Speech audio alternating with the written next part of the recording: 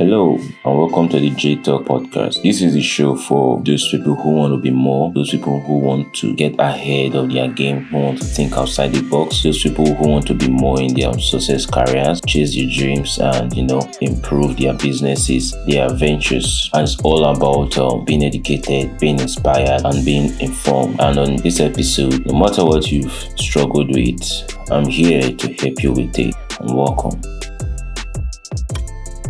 This is part 2 of social media and friends.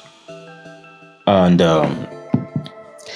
this podcast is for those of you who have, been addicted to social media, or you're trying to understand the chronicles behind this addiction people have on social media. Are you in social media right now? I'm very sure yes. That's why you're listening to me. You got me through social media, maybe.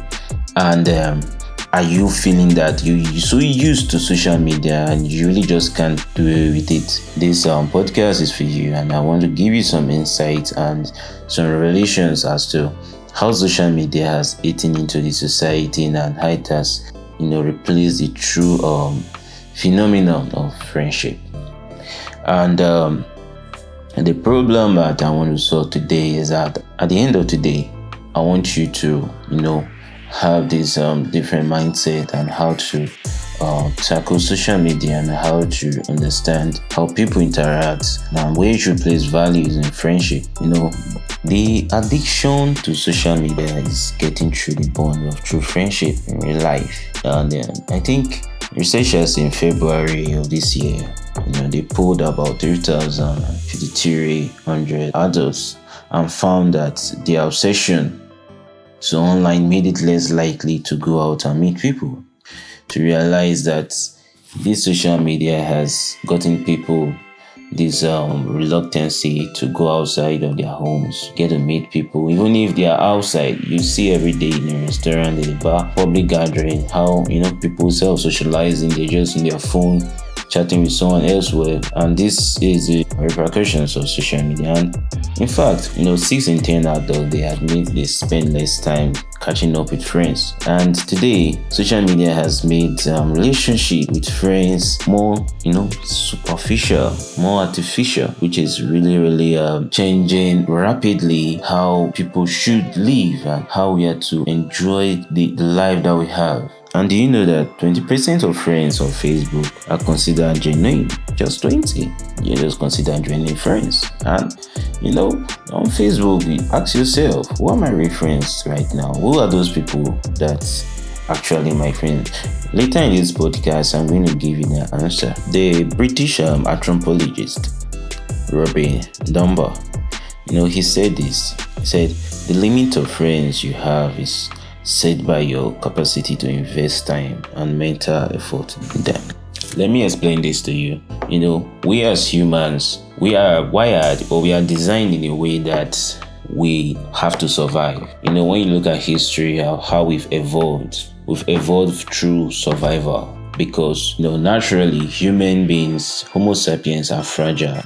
You can't compare your strength with that of a lion. A lion can rape you like, chicken. But we have been able to survive this long because of our ability to maintain a relationship with diverse people. A lion can maintain a relationship with a horse, and a fish can come out of the river and maintain a relationship with a goat. That is really funny to imagine, But we as humans, we've, developed the ability to relate to our universe. And this what we are seeing today, and it has really changed.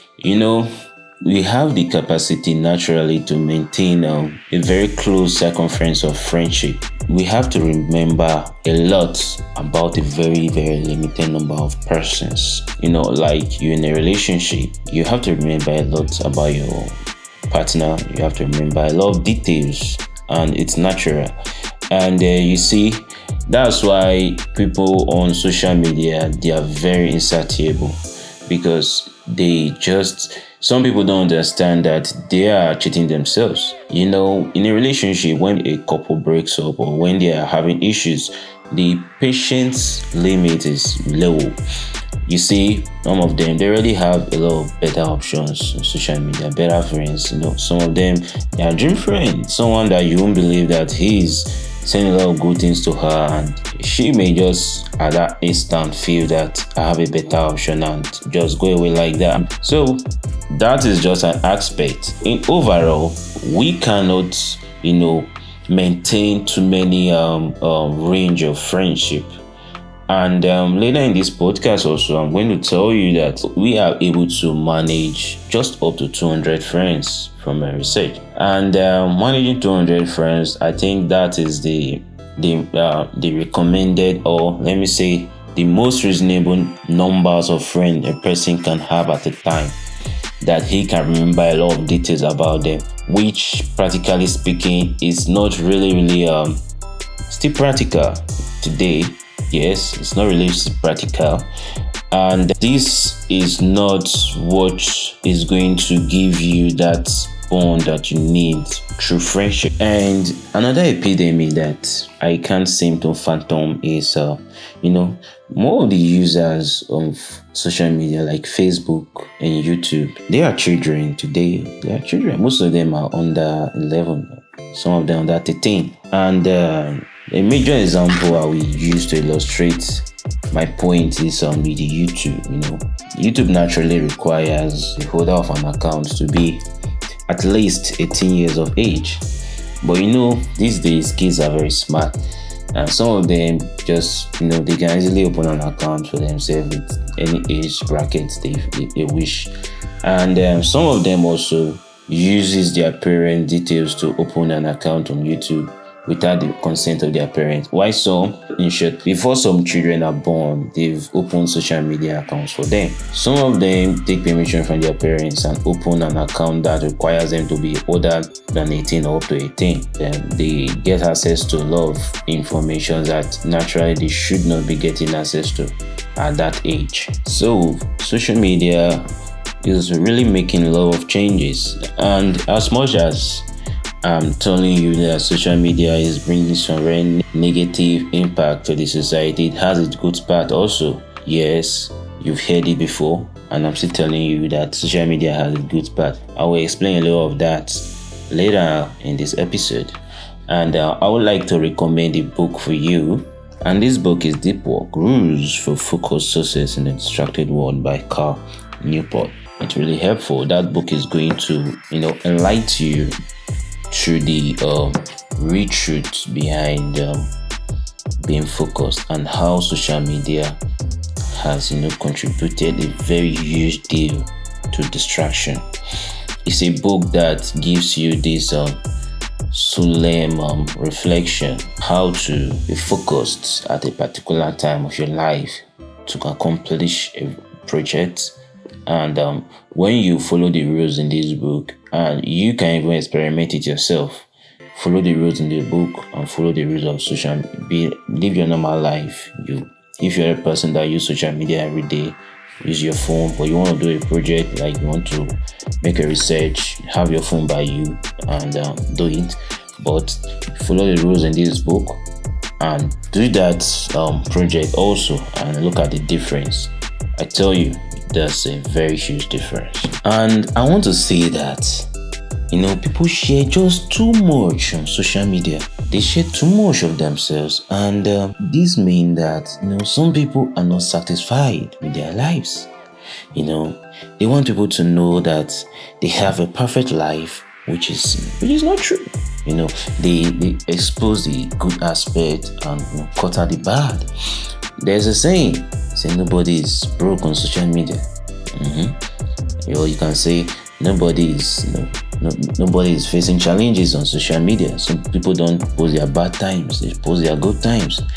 And some people, they almost share all the moments about their lives. And even the interfaces of these social media platforms it made it very possible right now to easily share, upload and share. These days people just bam, upload, share. Some they don't even think, they just share things like that. And this is really a very, very funny scenario to look at from a very, very distant perspective from where we've come from as humans. That there's going to get to an age where someone will just be so comfortable, putting putting her life on the limelight, showing people just everything you do. Sometimes people use for positive reasons, to connect with their fans, to make their fans know that they are more transparent, or to make their fans know they are good people, and what the media is saying, maybe the fake news, is not actually what they are. Yes, mostly celebrities. But these celebrities still, they really don't show much of their life, their actual life. The one they show you, most of it is pre-edited. Most of them could be older moments. Also, I tell you that most celebrities, influential people that have this huge presence online, they really don't show you too many of their personal lives. But some of them do act like they are showing you a lot about them, and this has motivated people to feel that I can still show people up too many things about my personal life. And you see that, people always want to show, the good and the right aspect of their life. They want to let you know the better version of themselves. They do it too much that they forget who they really are. They forget the actual self. They miss out on a lot of things we have to be really focused on about their lives. And I want to tell you that you don't know much of your true friends on Facebook. You really don't know much of those people who really care about you online. Some people, they don't know. You may think that this person is my friend, he always check on me, always. You just can't tell because you are not with them, you are not seeing them, you don't know what they are doing, you don't know who they are, you don't know whose gender that person, that girl could be a guy, or the guy could be a girl, and you're having this bond already. These are hardcore scenarios that you should put into consideration. You don't know who is who on social media, so you can't phantom your true friend. And too much addiction to social media has led to less communication. I said it earlier in this podcast that people prefer to be with their phones than actually going to meet real people, and this has affected a lot of people. It's true, the world today could be dangerous. Sometimes a lot of people have had it, very, very hard with interacting with people. They've been cheated, they've been abused, they've been watered down by bad vibes and all that. In short, there was a research that they had with some high school children that so they said that they feel much more connected to a large group online than a small group of 10 in their physical institution where they are.